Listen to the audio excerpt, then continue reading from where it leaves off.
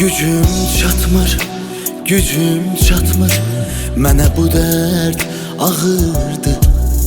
Ah, mən eşqə düşməzdim, sənin qəlbin çağırdı. Mənə canım deyən yerdə o dilin lal olaydı. Bu dilin lal olaydı, bu dilin lal olaydı.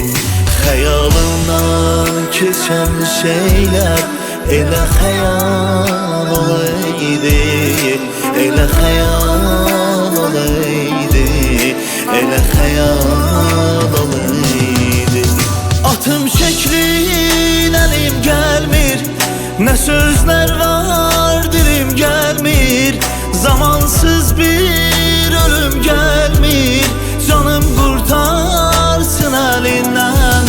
Bölünsün bəxtimiz yarı, yaxın gəlmə mənə sarı.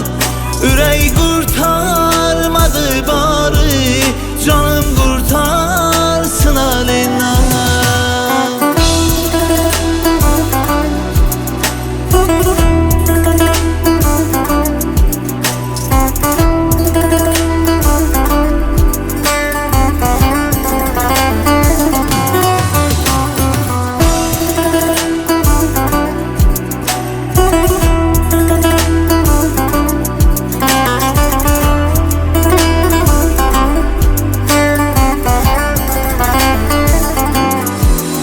Neler çektim, neler çektim bu sevdanın yolunda.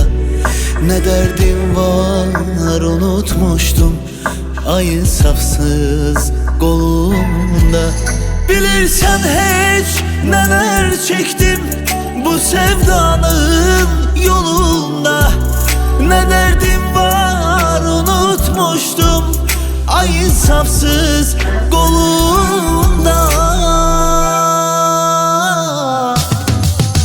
Atım şeklin əlim gəlmir, nə söz